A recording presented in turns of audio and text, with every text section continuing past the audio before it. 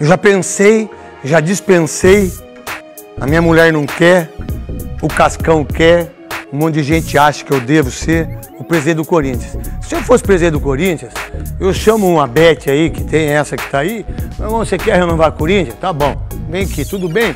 Renovar? Tá legal. Eu quero 700 milhões. Pra pagar o estádio. Deposita lá direto.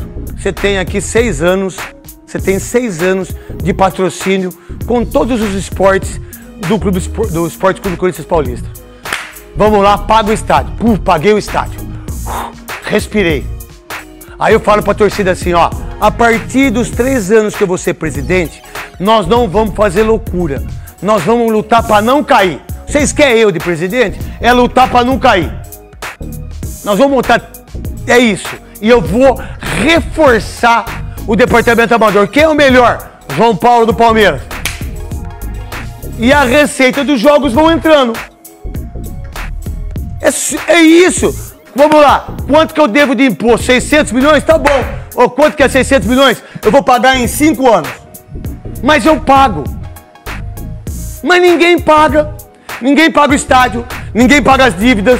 E todo mundo que entra, Veloso, então o Augusto pagou dívida pra caramba do Duílio. O Duílio pagou dívida pra caramba do Andrés. O Andrés pagou dívida pra caramba do Roberto de Andrade. O Roberto de Andrade pagou dívida pra caramba do Mário Gomes. Eles pagam as dívidas entre eles e o clube quebra! É isso! Veloso. Pois é, e chega numa situação que é insustentável, né? Eu estava pensando aqui, com 2,5 bilhões, o Corinthians tem só de juros, tem que pagar por ano 300 milhões. Mas se eu pago o estádio... Como é que faz? Eu faço. Se eu pago o estádio, 700 milhões, eu pago o estádio, 700 milhões. Certo? A dívida cai para 2 bilhões. 2 bilhões. Aí eu tenho... Não, tudo bem, Veloso. Como é que faz? Não, tudo bem, mas eu não vou contratar esses caras pagando o que eles pagam aí. Aí eu pego o dinheiro que entra de renda, o dinheiro que entra de tudo, eu consigo em 3 anos diminuir a dívida mais 500 milhões. Mas só que tem que fazer, Veloso. Eu acho que essa matemática hoje está muito difícil. Dá para fazer. Pela dívida que... Não, dá para fazer. No momento, talvez, você vende 49% e fica com 51%, truta. O cara não vai pegar. Então, mas, não, vai pegar. Eu tô dizendo quem isso. botar o dinheiro vai querer comandar o negócio. Não vai botar o dinheiro para outro mandar. Não, tudo bem. Tem como. Tem como. Eu tô dando uma outra opção. É, porque eu acho assim, ó, esse momento talvez seria o momento ideal, porque se essa dívida que só cresce, o Duílio falou que diminuiu a dívida, depois nós fomos ver o balanço, não diminuiu nada, aumentou. O Augusto aumentou. Se a dívida chegar a 3,5 bilhões, quem é que vai comprar um negócio desse também? Então vai chegar num ponto que não vai ser um bom negócio para quem tem interesse em pegar uma instituição como essa. Será que o craque Neto seria mesmo o presidente ideal para o Corinthians? Essa é uma pergunta que divide opiniões, mas a verdade é que o ex-jogador e atual apresentador tem demonstrado um interesse crescente em assumir o comando do clube. Neto, com sua personalidade forte e sem papas na língua, frequentemente critica a gestão atual e as anteriores, apontando que ele considera erros graves na administração e na política do timão. Ele não se esquiva de falar sobre as dívidas, a situação do estádio e a falta de transparência, temas que são uma ferida aberta para torcedor corintiano.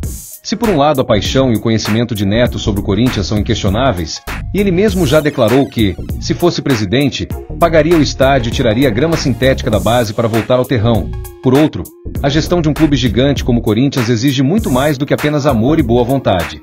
É preciso habilidade política, capacidade de negociação e experiência administrativa para lidar com as complexidades financeiras, jurídicas e esportivas. Além disso, a forma explosiva e muitas vezes polêmica de Neto, que o torna um sucesso na televisão, poderia ser um fator de risco em um ambiente político tão conturbado como o do futebol. Ele já provocou debates acalorados sobre temas políticos mais amplos, o que mostra que não tem medo de se posicionar. Mas será que essa postura seria benéfica para a união do clube? Apesar das dúvidas, a ideia de Neto na presidência não é totalmente descabida para muitos torcedores. Sua popularidade e sua voz ativa contra o que ele vê como injustiças e má administração geram uma identificação genuína com a Fiel. Ele já afirmou que se o fiel torcedor votasse, ninguém ganharia dele. Em um momento de crise e insatisfação generalizada, a figura de um ex-ídolo que não teme confrontar o sistema pode parecer a solução que o Corinthians precisa. Resta saber se o craque Neto estaria disposto a mergulhar de cabeça nos desafios da presidência e se sua irreverência se traduziria em uma gestão eficaz e transparente para o alvinegro. Olá pessoal, seja bem-vindo ao canal. Desde já peço para vocês deixar o like, se inscreverem e deixar a opinião de vocês nos comentários. E vamos ao vídeo.